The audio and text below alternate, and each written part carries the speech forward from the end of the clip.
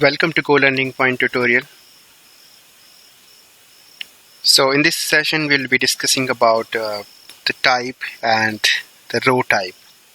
So what is type? So whenever we are dealing with the PL SQL code and we want to declare something that is a column of a table or column of a view, a column of a cursor, okay, and we are not sure that what data type we have for that particular column in that source table or view or a cursor.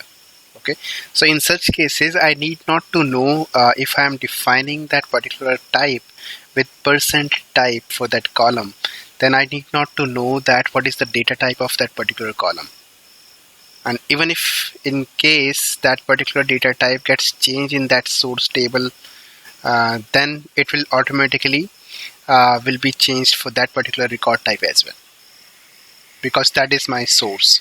Okay, so for example, if I have an employee table, and in this employee table I have this name column. So this would be varchar 2. Let's take an example, like we have age column. Okay, now let's say if this is a number, okay, but I'm not sure if this is a number or not. Okay, so I can simply declare a variable v_age and my table name dot column name %type. Okay, so in this case this v_age variable will be declared as the same data type of employee.age column, that is my number.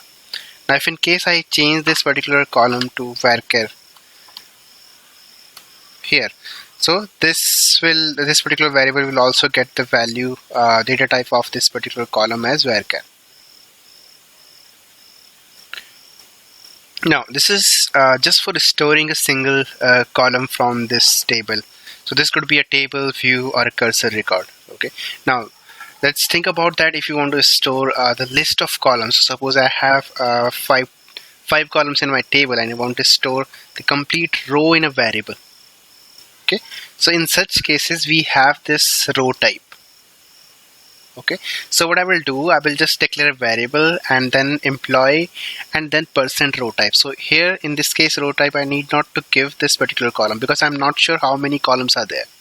Okay, so I'm not sure how many columns are there. That means I just need to define it as v_record. So this would be a record in employee table and I'm not sure how many columns are there, so I will simply write employee %row type. %row type. Okay, so this particular record will can fetch row by row all the columns from employee table because it is defined as row type. So if in case even if you're storing 5 columns in your table and in future if you add one more column, okay, so this particular record type will fetch all the 6 columns from that table. So if you have 5 columns in employee table and if in future you will be adding the one more column as 6 columns will be there, so this particular v_record type will fetch 6 record and row by row. Okay, so let's see how these two record types works practically. So let's take an example of %type first. That is especially to declare a variable for a table column type, right? So here what I have done, I have just declared a variable called v_EMP_name, and that is from employee.name. Name is the column in employee table and %types. So this is going to declare a variable called v_EMP_name as same type of employee.name. That should be my varchar column. Okay, now in the begin block what I am doing is selecting the name into this particular variable from employee table where Rownum equal to 1. So I can fetch only one record at a time, otherwise I am going to get that too many rows error, and then I'm fetching the first record, that the one record that I have received from that particular query, and then I'm printing it in this particular statement. So let's just try to execute this.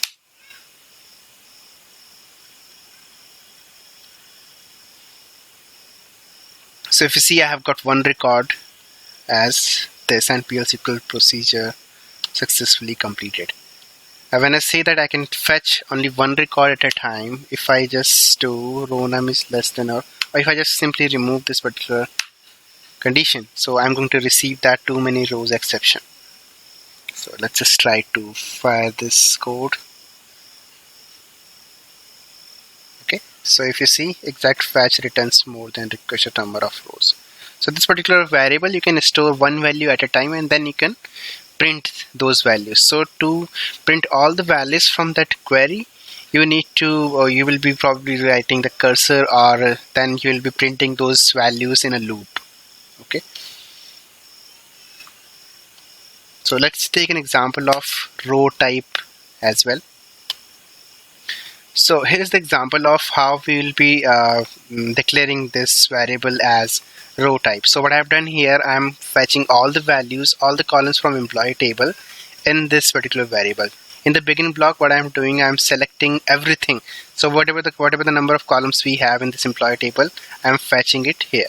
And again, I'm fetching only one record at a time, because for fetching multiple records, I probably need to write a cursor or a loop condition. Okay, and then I'm printing all the values, all the columns that I have received from employee table in this particular statement, dbms output line. So if you see, I have this 3 columns here. So I can have multiple columns, but out of those multiple columns, I'm printing only 3 values here. That is my ID, name, and salary.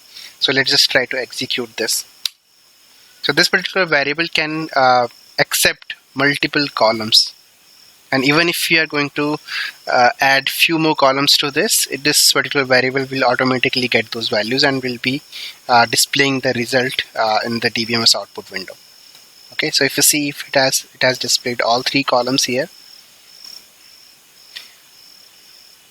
So this is how you can use those 2 types, that is %type and %rowType in your requirement. Whatever the requirement is, you can declare those type of variables in your program. Okay, now if you think about the advantages that we have already discussed, one of the advantages, you need not to know about the variables data type, because you are simply declaring the variable without knowing the data type of that particular column or data type of that complete row in a table. Okay, now even if the definition of that particular column gets changed, and even if the number of columns gets changed in that particular source table, then the variable changes will change accordingly. Okay, so those variables will also get the same values as the source tables. Okay, so I'm going to paste all these things in the video description link, and thanks for watching my tutorial. Like, share, and subscribe to get more updates.